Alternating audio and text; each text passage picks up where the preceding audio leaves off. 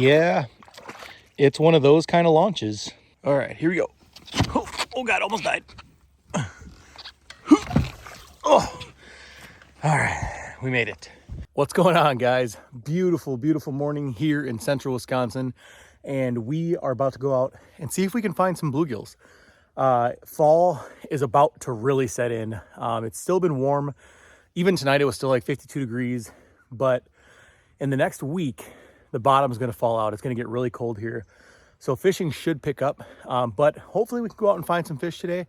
We're at a pretty remote little lake. Looks like it's got potential. I have never been here before, not once. So this is one of those episodes that it could be a bust or we could slam. Yeah, I have no clue. So we've got some worms, we have got some plastics, and we've got our Piscifun gear ready to rock. So we're gonna go out here and see if we can find us a bluegill fish fry.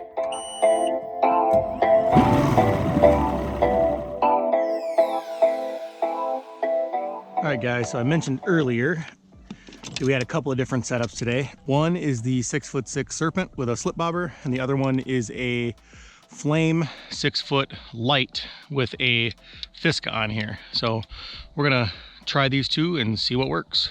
Got some worms here. Gonna take a chunk of that worm off, about right there. On the slip bobber, you'll notice I am using a small colored jig. And we're just gonna thread that night crawler or that little crawler on there, and it's gonna look something like that. So to break down this lake today, we're going to be using Livescope. Right now I've got it in perspective. So in our setup, installation, orientation, we're gonna go to forward, and now we'll be able to look for some fish.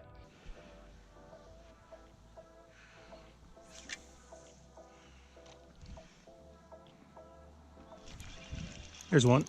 That did not take long at all. That was my first cast, guys. I looked down at the Livescope and saw some fish, and wham.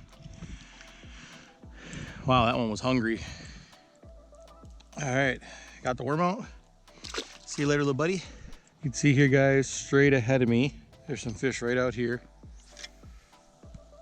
So we're gonna throw out to those fish.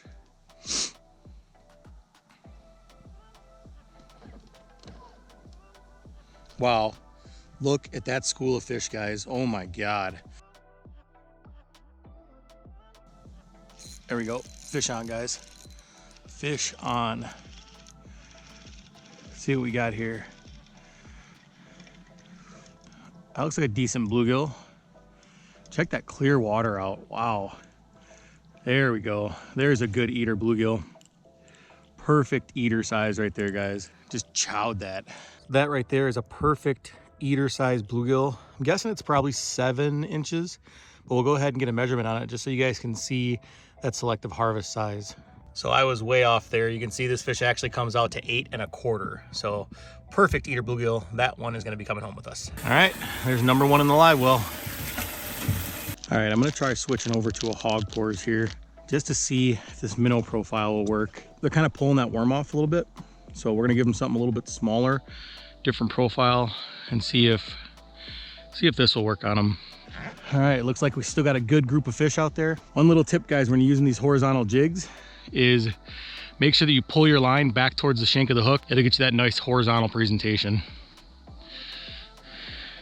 You can see we still got fish schooled up out here. We're gonna make a cast out there. There's one. Fish on, guys. Fish on. What do we have here? Oh, we got a crappie. Got a crappie. That's a nice surprise. Check that out, guys. What? Oh, no, don't fall in.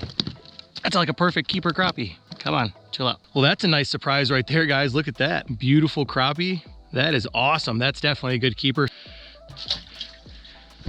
And that was on the hog pores. That's the other benefit, guys, to not using worms, is that hog pores minnow doubles up because you can get crappies and bluegills. So we're gonna move a little closer to the school here.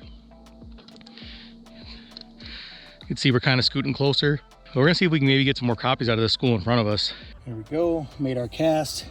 You're gonna see these panfish start to react. They're already moving up as my jig is going down. Oh, there we go. Right here next to the boat, guys. Yep, definitely a crappie. Oh, check that out. Just put another crappie in the boat. It's gonna go good for our fish fry. There's a bunch of suspended fish right here. Wow, look at that school. That school of fish is huge. Look at that, guys. Loaded. All right, we're gonna cast right out to that school. I hope there's some crappies in that school. That's a big school of fish.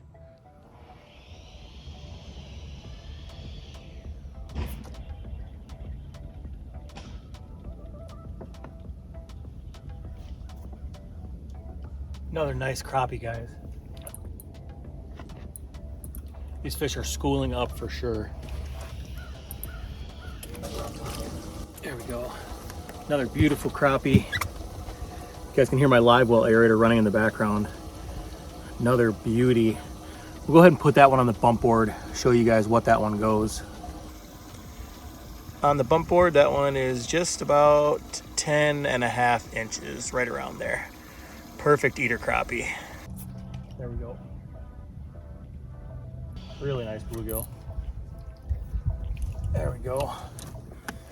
Check that bluegill out, guys. It's another beautiful fish. This one we're actually gonna go ahead and let go. This one's pretty long, probably a little over 9. But check that one out. Just chewing that hog pores.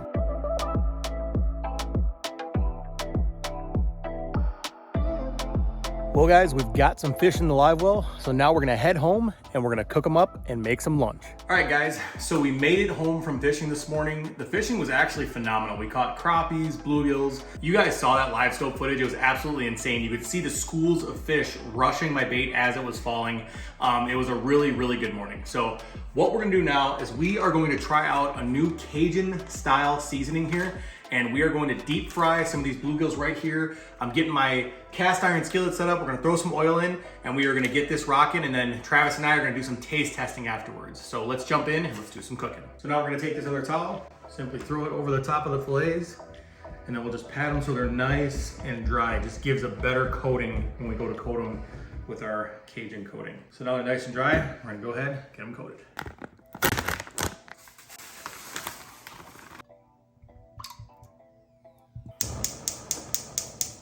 All right, so we're gonna grab our fillets. We're gonna throw in probably about 5 at a time is what I like to do. If you get too many in there, then your flour gets too wet and you can't really coat them as well. So throw them in there. What I like to do is just kind of make some air in there. That way it kind of shakes around real nice.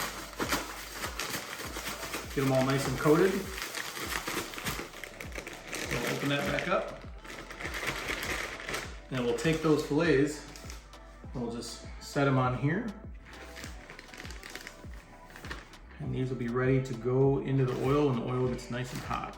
All right, guys, we got our fish all nice and battered. Look at those Cajun spices. Waiting on the oil to heat up, and then we're gonna throw it in.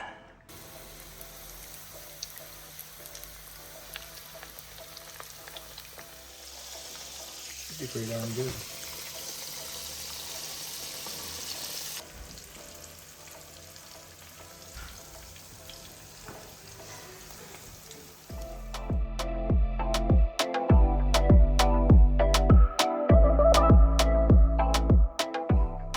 All right guys, so we got our awesome bluegill and crappie that's done here with our Cajun batter.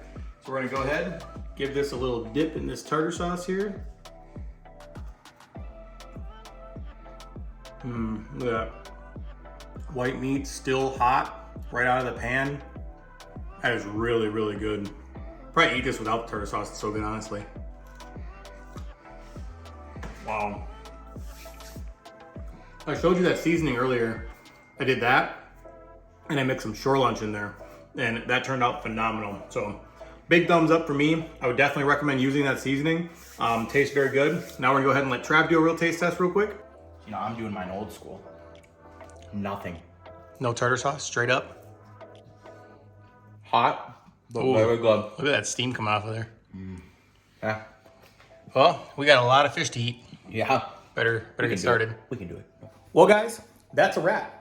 We went out this morning, we live scoped the crap out of some bluegills and crappies on a brand new lake that I've never even fished. That's really where that live scope comes in handy. If you go to new bodies of water and you want to break it down quickly, that live scope allows you to do that whether open water or on the ice. So we came home, cleaned up some fish. I did not show you the cleaning portion because YouTube's been kind of weird about that lately and I don't want my video to get taken down. So unfortunately we didn't get to show that, but the food turned out amazing. The fried Cajun fish is phenomenal. So now I am going to go over there and jump in and eat some myself. Also, don't forget to hit that notifications bell and make sure you click that subscribe button. That way you guys are notified every time we drop a brand new video. We will see you guys on the next one.